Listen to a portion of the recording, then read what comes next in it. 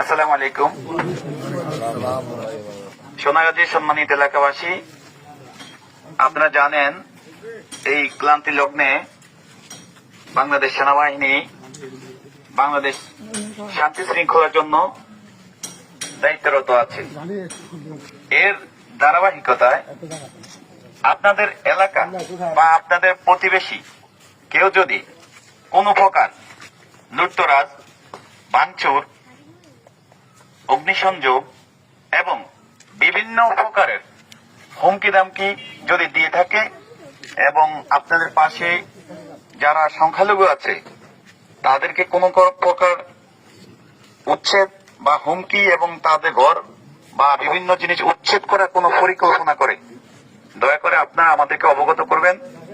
আমরা সোনাগাজী মডেল থানায় আছি এবং আমরা ইনশাআল্লাহ প্রশাসনের সহায়তায় আমরা আপনাদেরকে সর্বাত্মক সহযোগিতা করব।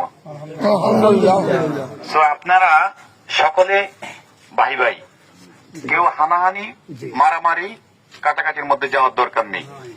আমাদের কাছে কোনো রাজনৈতিক পরিচয় নাই।